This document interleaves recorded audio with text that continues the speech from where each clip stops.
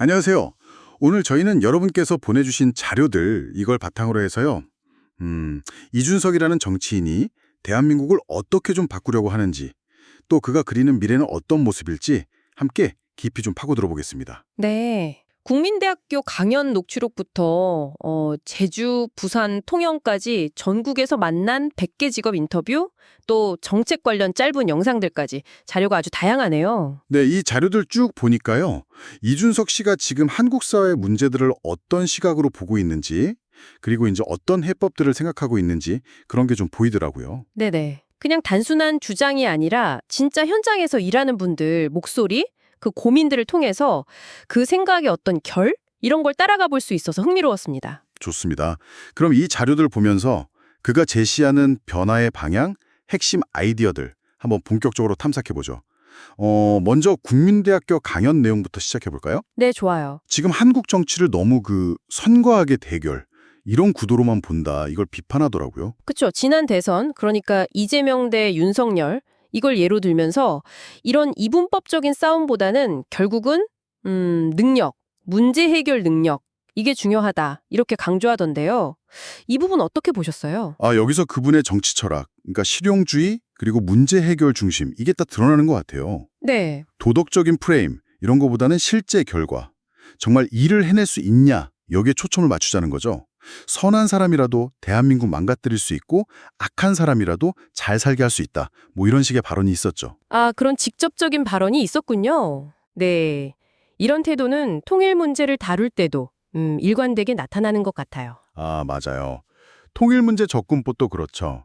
감상적이거나 뭐 당연히 해야 한다 이런 구호보다는요. 통일이 진짜 현실이 됐을 때 부딪힐 문제들, 아주 구체적이고 좀 까다로운 문제들을 정면으로 던져야 한다. 이런 주장이죠. 네. 예를 들면 뭐 김정은 처벌 문제라던가? 네, 맞아요.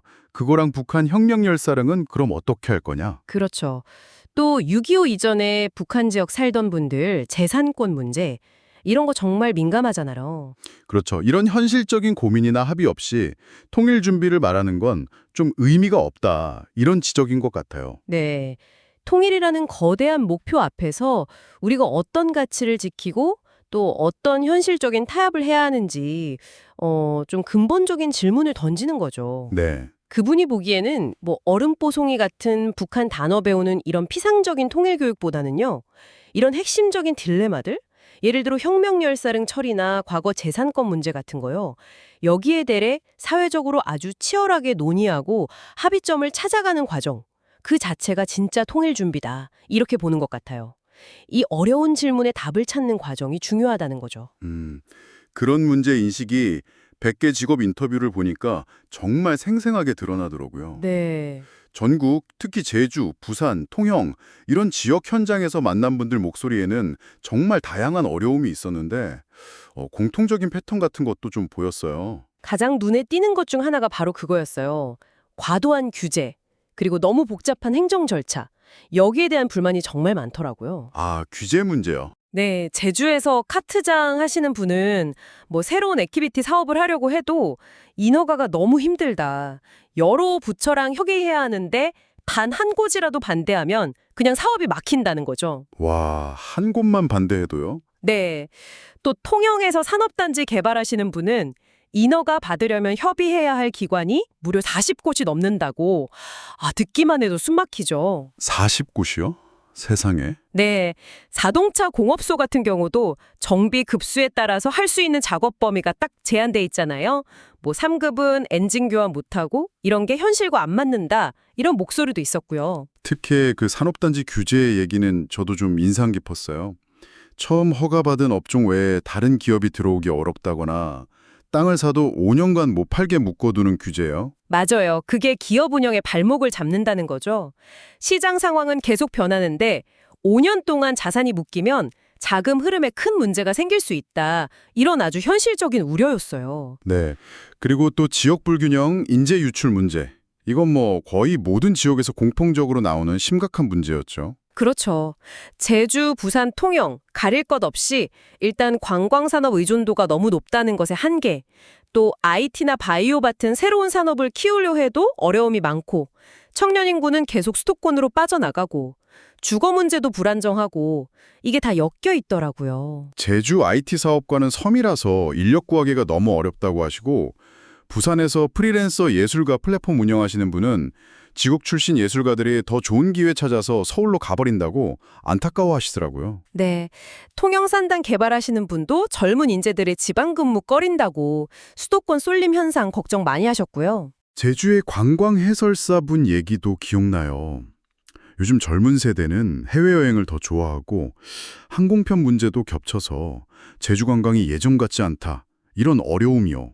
이런 목소리 들으니까 정말 지역 소멸 위기감이 생생하게 느껴지더라고요. 네, 그렇죠. 그러면서도 또 동시에 뭔가 해법을 찾으려는 움직임도 있었어요. 아, 어떤 것들이 있었나요? 예를 들어 부산 같은 경우는 영화나 웹툰 같은 컨텐츠 IP, 그러니까 지식재산권 산업이죠. 이런 창의적인 아이디어를 자산으로 만드는 산업을 키우려는 고민이 보였고요. 네. 또 지역 거점 국립대 졸업생들이 그 지역에 좀 정착할 수 있게 지원하는 정책이라든지 청년 창업가들이 혹시 실패해도 다시 일어설 수 있게 돕는 사회 안전망, 그리고 안정적인 주거 환경, 이런 게 필요하다는 의견들이 나왔어요. 부산 청년 창업가분 공공임대주택 경험담 같은 거요. 아, 그 공공임대주택이 도움이 많이 됐다고? 네. 그리고 제주 한라산 케이블카 설치 제한 같은 경우는 좀 논란이 있을 수 있지만 그 안에는 환경 보존과 지역 경제 활성화, 또 교통 약자 접근성, 그러니까 평생 한라산 못 가본 어르신들 생각 같은 거요. 이런 여러 가치 사이에서 균형점을 찾으려는 고민이 담겨 있는 것 같았어요. 복합적인 고민이네요. 그리고 물가 상승과 경제적 불확실성 문제. 이건 정말 업종 안 가리고 다들 너무 힘들어 하시더라고요. 아, 이건 정말 심각했죠. 제주 감귤 농가부터 갈치잡이 어민, 부산 자갈치 시장 상인, 통영 굴 양식 어민, 건설 설비 전기공사 하시는 분들, 수출 포장 제조업체, 심지어 동네 카페 사장님까지요. 네. 원자재 값, 인건비, 물류비 안 오른 게 없다. 이런 하소연이 정말 끊이지 않았어요. 특히 그 기후변화가 1차 산업에 미치는 영향이 직접적이더라고요. 제주 감귤농가 이상기후 피해나 제주 갈치 어획량 급감, 통영 굴 노로바이러스 문제 같은 거요. 맞아요. 그리고 또 국제정세나 환율 변동, 이것 때문에 수입 원자재 가격이 오르는 것에 대한 불안감도 상당히 컸고요. 아, 정말 전방위적이네요. 노동시장의 구조적인 문제도 빼놓을 수 없겠죠? 그렇죠. 건설 현장, 제조업, 농어업, 자동차 정비, 전기공사 많은 분야에서 젊은 인력을 구하는 게 정말 하늘의 별 따기다 이런 얘기가 계속 반복됐어요. 소위 힘든 일이라서 그런가요? 네, 그런 일로 여겨지면서 신규 인력 유입이 거의 끊겼다는 거죠. 반면에 또 자영업자들은 정말 살인적인 노동 시간에 시달리고 있고요. 그 자갈치 시장 식당 하시는 분 주 98시간 일하신다고 하루도 못 쉬고 정말 충격적이었어요. 주 98시간이요? 와, 상상하기 힘드네요. 그런데 또 다른 한편으로는 보험 설계나 유튜브 콘텐츠 제작 같은 분야에서는 AI 기술 도입으로 업무 방식 자체가 바뀌고 있다는 점도 흥미로웠어요. 아, AI 도입이요? 어떻게 바뀌고 있나요? 보험 설계하시는 분은 AI 덕분에 고객에게 딱 맞는 상품 추천하기가 훨씬 쉬워졌다고 하고요. 유튜버는 AI 번역이나 요약 기능 같은 걸로 해외 콘텐츠 리서치 시간을 확 줄였다고 하더라고요. 오, 기술이 현장을 바꾸고 있네요? 네, 이처럼 각 직업 현장마다 자동화, 인력난, 노동 환경 개선에 대한 고민의 결이 조금씩 다르게 나타나는 모습이 인상적이었습니다. 그 외에도 뭐 제주 렌터카 업계만의 독특한 이 규제 문제라든지 아, 맞아요. 요금 통제가 안 된다거나 특정 장소에서만 판매해야 한다거나 하는 문제요. 네, 그리고 통용굴 양식 어민들이 겪는 대기업 중심 유통구조의 어려움, 제주 한우 농가들의 한우법 제정 요구, 또 부산에서 의료 접근성 높이려고 시도하는 의료사회적 협동조합, 이런 각 산업 분야별로 정말 구체적이고 특수한 문제들과 대안 찾기 과정들이 상세하게 담겨 있었어요. 네, 정말 방대한 이야기들이었죠. 이런 현장의 목소리들이 그럼 그의 정책 구상으로는 어떻게 연결될까 이게 궁금한데요. 저희가 본 짧은 영상 자료에서 몇 가지 단서를 좀 찾을 수 있었어요.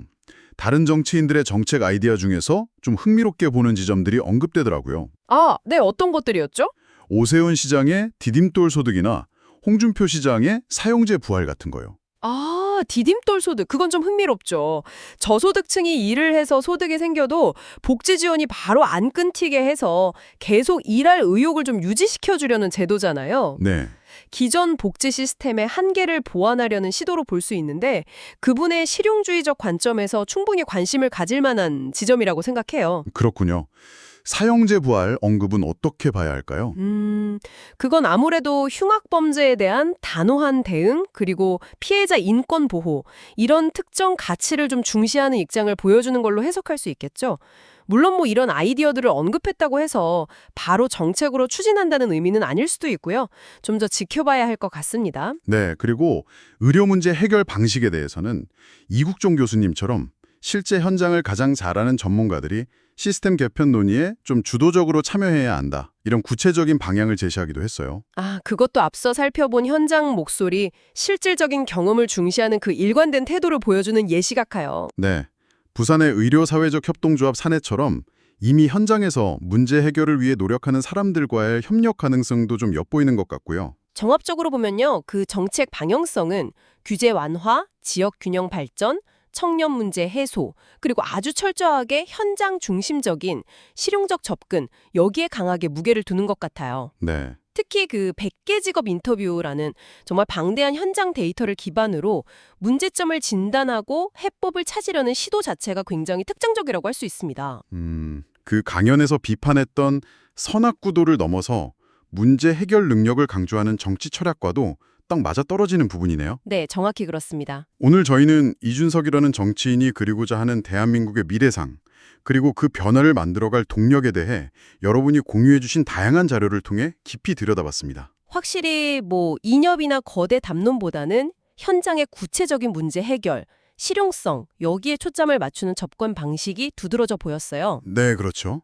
전국 각지의 정말 다양한 직업군에 종사하는 분들과 직접 만나서 나눈 대화에서 얻은 그 생생한 데이터를 정책의 출발점으로 삼으려는 시도, 이건 분명히 주목할 만하다고 생각합니다. 네. 규제 개혁의 필요성부터 시작해서 지역 활성화 방안, 노동시장의 구조적 문제, 또 청년 세대에 대한 지원까지 정말 폭넓은 고민의 흔적들을 엿볼 수 있었습니다. 물론 그가 제시하는 방향들이 현실 정치에서 어떻게 구체화될지, 또 실제 어떤 효과를 낼 수 있을지는 앞으로 지켜봐야 할 과제겠죠. 맞습니다. 하지만 오늘 함께 살펴본 그의 생각과 접근 방식은 여러분께서 앞으로 대한민국의 변화 방향을 고민하실 때 하나의 중요한 참고점 혹은 좀 생각해볼 거리 이런 걸 던져줄 수 있을 것 같습니다. 마지막으로 이런 질문을 한번 던져보면서 마무리하면 어떨까 싶네요. 네, 어떤 질문인가요? 과연 이런 실용주의적인 접근, 그리고 문제 해결 중심의 정치가 아까 얘기했던 통일 문제에서 나타나는 어떤 원칙과 현실의 딜레마라든지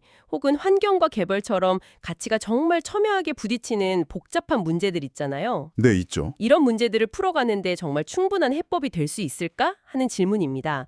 어쩌면 이 질문에 대한 답을 찾아가는 과정 자체가 앞으로 그의 정치적인 여정, 그리고 우리 사회의 선택에 중요한 영향을 미칠지도 모르겠습니다. 의미 있는 질문이네요.